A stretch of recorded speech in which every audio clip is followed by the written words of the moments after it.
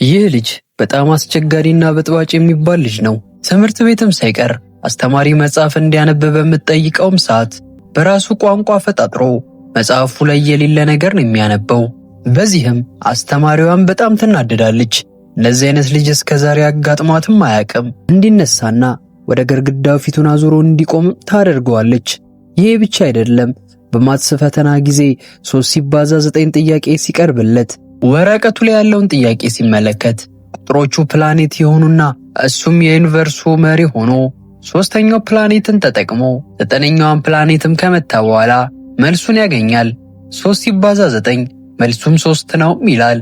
በሰራው መልስም በጣም ተማምኖ ጓደኞቹ እንዴት ነው መልሱን ያገኘኸውም ሲሉት እሱም ጥያቄው በጣም ቀላል እንደነበረና ፈተናውንም ሙሉ ለሙሉ እንደሚደፍን ከተናገረም በኋላ ነገር ግን ያገኘው 0 ነበር። ፈተና ወረቀቱ ላይ ለወላጆቹ ማስፈረም ነበረበት። ነገር ግን ውጤቱን አይተው እንዳይቆጡት ስለፈለገ ፈተና ወረቀቱን በሁለት ውሾችም ያስበላቸዋል። ቤት ከገባ በኋላ ወረቀቱን ውሾቹ እንደበሉበትም ሲናገር አባቱ በኃይል ይደበድበዋል። የልጁ ስም ኢሹን ይባላል። አንድ ቀን ሰፈር ላይ እየተጫወቱ የነበሩ ህፃናቶች ጋርም ይሄድና ኳሳቸውን አንስቶ ከትምህርት ቤት ውጭም ይወረውረዋል። ባለ ኳሱን በጣም ስለተናደደ ድብድብም ይጀምራሉ። ቤት በሚመለሱበትም ጊዜ ኢሻንና ቤተሰቦቹ ኢሹን ቤት ተሰብስበውም ያገኛቸዋል። የመጡትም ኢሹን ልጃቸውን ደበደበ ሊሉ ነበር። ምንድነው የሚሉት? ልጃቸው ከልጁ ትልቅ አይደል እንዴ? ሎቀስ ይመጣሉ እንዴ? አባቱም ኢሹንን ምንም ሳይጠይቅ በጥፊም ያጮለዋል። የኢሹንም ባህሪ በጣም ከባድ ነው። እዛ ትምህርት ቤት ውስጥ የሚሰሩትም አስተማሪዎች እንዳለ ለሱ አይነት አስቸጋሪ ልጅ አይተናናቅም ነው የሚሉት። አንዷም አስተማሪ ቀጥላ ለኢሹ አባት ሰብጀክቶቹ ላይ በጠቅላላ 0 እንዳመጣ ከነገረችው በኋላ ዳይሬክተሯም ትቀጥልና ልጁ የአእምሮ ችግር ሊኖርበት እንደሚችል ምክንያቱም ከወንድሙ ጋር ራሱ ምንም አይነት የሚነጻጸር ነገር እንደሌለውም ትናገራለች። በተቃራኒው የኢሹም ወንድም በጣም ጸባይ ያለውና በትምህርቱም አንደኛ የሚባል አይነት ተማሪ ነበር። ኢሹን ደግሞ 3ኛ ክፍልን 2 ጊዜ ደግሟል። አንድ ቀንም ፌክ የሆነ የመታመም ደብዳቤ ማጽፎ አስተማሪዎቹን ሸውሮ ለመጫወት እንደወጣም አባቱ ሲሰማ በጣም ተበሳጨ። ልጄን እኔ ነኝ ያጨማለኩት እንጂ የአእምሮ በሽታ በፍጹም አይሆንም ሲልም አሰበ። ቀጥሎም ለጓደኛው ይደውልና ልጁን ወደ ራቅ የሚል አዳሪ ትምህርት ቤት ውስጥም ሊልከው ይወስናሉ። ሀገር ውስጥም አሉ ከሚባሉ ኃይለኛና ቁጥጥር ያለበት ትምህርት ቤትም ነበር። ቤተሰቦቹ ካደረሱትም በኋላ እንባ በቋጠር አይኖቹ መኪናውን ከአይኑ እስኪሰወር ድረስም ሸኛቸው። ቤተሰቦቹ ባደረጉት ነገር ቢያዝኑም ነገር ግን ልጃቸው ተበላሽቶ እንዳይቀር ይህንን ግዴታ ማድረግ እንዳለባቸው ነበር የሚያስቡት። ኢሹንም ምንም እንኳን በማትስና በሳይንስ ሰነፍ ይሁን እንጂ ስዕል ላይ የሚገርም ተሰጥኦ ነበረው። ግን ይህን ሁሉ ታለንቱ ድብቅ ነበረ። አንድ ቀንም ነገሮች ሲደራረቡበት ወደ ሽንት ቤትም በመሄድ መረር ብሎትም ያለቅሳል። ያው እኛን ኑሮ መረር አድርጎ እንደሚያስለቅሰን ማለት ነው። ሲጨርስም እንዳለቀሰ ማንም እንዳያውቅበት ፊቱን በደንብ ታጥቦ ወደ አልጋውም ይመለሳል። በቀጣይ ቀን አስተማሪው የግጥም ትርጉም እንዲያብራራም ይጠይቀዋል። ኢሹንም ይነሳና የምናየውና የምንሰማውን ነገር እውነታው ነው፣ ማየት የማንችለውና የማንሰማው ነገር ደግሞ ውሸት የሚባል ነው ሲል ይመልሳል። አስተማሪውም ይህን በሚሰማበት ሰዓት በጣም ይናደዳል። ኢሹን የተናገረው ነገር ግን ልክ ቢሆንም አስተማሪው ግን ሊቀበለው ፈቃደኛ አይደለም። የሆነ ቀን አርት ክላስ ላይ ኢሹን በሐሳብም ሄዷል። አስተማሪውም በሹካናቱም ብሎ ወደ ራሱ ከመለሰውም በኋላ ጠርቶ እጁን በማስመሪያ ክፉኛም ይመታዋል። ምንም እንባው ወደ ውስጥ ለመመለስ ቢሞከርም ምቱ በጣም አሳማሚ ስለነበር የተወሰኑት እንባዎችም ይወርዳሉ። ጮክ ብሎ ካለቀሰ የተማሪዎችና የአስተማሪዎች መሳቂያ ያደርገዋል እንጂ እዛ ማንም ለሱ የሚያዝንና የሚጨነቅ ሰው አልነበረም። በእንግሊዘኛ ክላስ ብላክቦርዱ ላይ የተጻፉት ነገሮች ለኢሹን ትንንሽ የሚጨፍሩ ሰዎች ሲሆኑ ማትስ ክላስ ላይ ደግሞ ወረቀቶቹ ላይ የተጻፉት ጽሑፎች እየተነኑ ይሄዳሉ። እዚህ ትምህርት ቤት ውስጥም ከገባ በኋላ ውጤቱ የባሰ እየቀነሰ ልጁም በጣም ዝምተኛ እየሆነ ይመጣል። ልክ እኔ የቤተሰቦች 4ኛ ክፍል አዲስ ትምህርት ቤት ሲያስገቡኝ የነበረው ስሜት። ደብተሮቹን በሙሉ ቡጭቅጭቅም አድርጎ ቅርጫት ውስጥ ከጣለ በኋላ ቦርሳውን ደግሞ ከአጥር ውጭም ይወረውራል። የታባቱ ማትስ አስተማሪውም የድድብና ንጉሥ ሲል ስምም ያወጣለታል። ዛሬ አዲስ አስተማሪ መጥቷል። የመጀመሪያ ቀን አገባቡ እንግዳ በሆነ መልክ ነበረ። እንደ ኮሜዲ አሻንጉሊት ለብሶ ከመጣ በኋላ እየጨፈረና የተለያዩ አይነት ስፖርቶችን እየሰራ ካሳያቸውም በኋላ ደስ የሚል ዘፈን ይዘፍንላቸዋል። ቀጥሎም ለሁሉም ወረቀትና ቀለምም ከሰጣቸው በኋላ የሚፈልጉትን ነገር እንዲስሉ ያዛቸዋል። ሁሉም የተባለውን እያደረገ ሳለ የኤሹን ወረቀት ግን ባዶ ነበር። አዲሱ አስተማሪም ኤሹንንም ያንበረክከዋል። በተደጋጋሚ በተለያዩ አስተማሪዎች ሲቀጣም ተመልክቷል።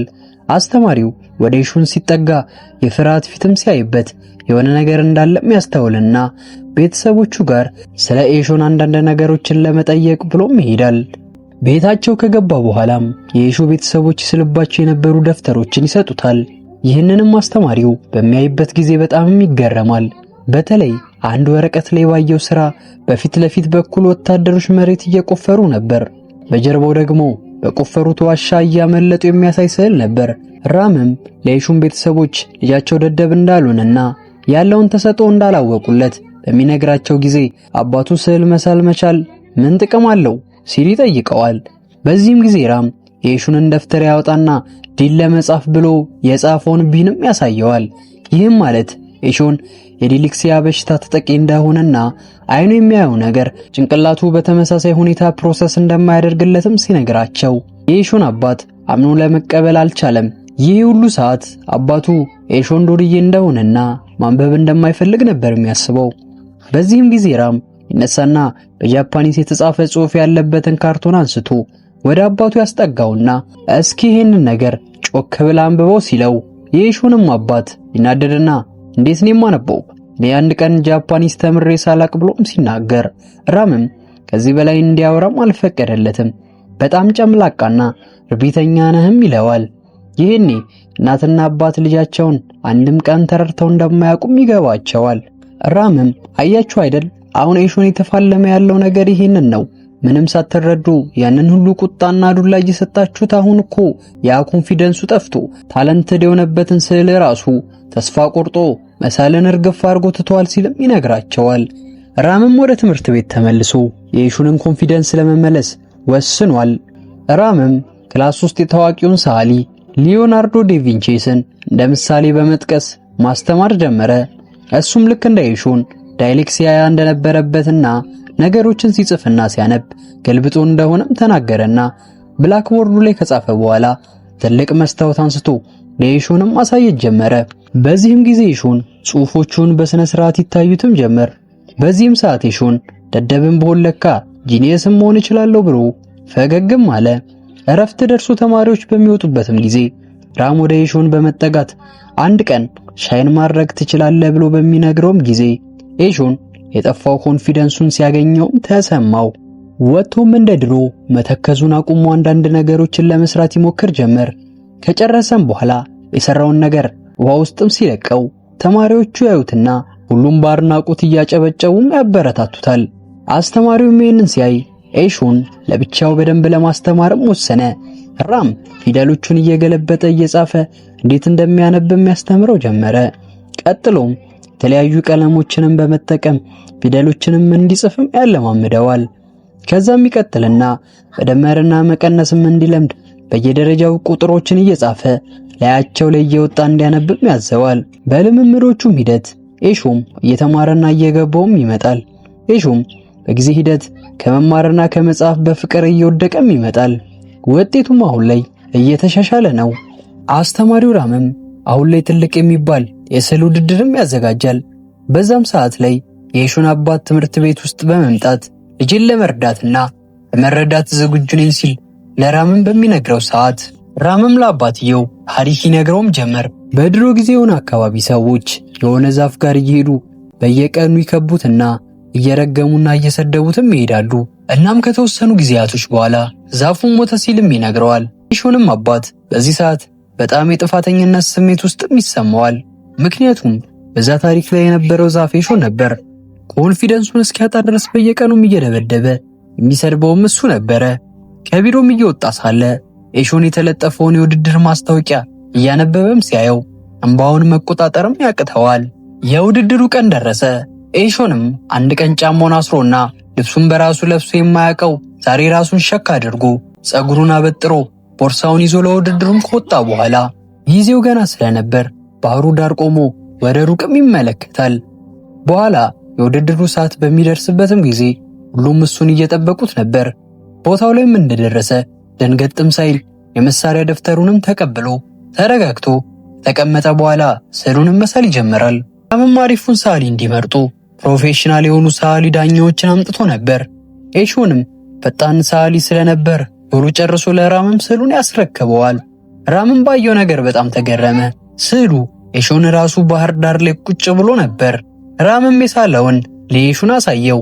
ራምም ቢሆን ይሳለው ኤሾን እንደ እድሜው እየሳቀ የሚያሳይ ነበር። ይህንንም ኤሾን በሚያይበት ጊዜ በጣም ደስ ይለዋል። የመዳኛ ሰዓት የሚደርስና ኤሾን አንደኛ እንደወጣና የሱን ስዕል ፊት ለፊት ሲወጣ ታዳሚዎቹ በጮት አካባቢውንም አቀለጡት። በዚህም ሰዓት ኤሾን ከደስታው ብዛት ግራ ገብቶትም ተደበቀ። ለሽልማትም ሲጠራ ያደናቀፈውና ሊወድቅም ሲል ራም ይቀበለውና ወደ መድረኩም ወስዶት ሽልማቱን እንዲቀበልም ያደርገዋል። በዚህም ጊዜ ኤሾን እየሮጠ ሄዶ ራምን እቅፍም ያደርገዋል። ምክንያቱም ሁሉም ሰው ኤሾንን እንደ ደደብ በሚያይበትም ጊዜ ቀርቦ የረዳው እሱ ብቻ ስለነበር ነው። ቤተሰቦቹም ይህንን ሲያዩ በጣም ይገረማሉ። ኤሾንና ራምም ከዛ በኋላ በጣም ቀረረብነታቸውም ይጨምራል። ያው የአስተማሪና የተማሪ ቀረረብ ማለት ነው። ፊልሙም እዚህ ላይ ያበቃል። ከተመቻችሁ ሰብስክራይብ፣ ያልተመቻችሁ ነገር ካለ ደግሞ ኮመንት ላይ ድቃስ እያደረጋችሁ ይመቻችሁ።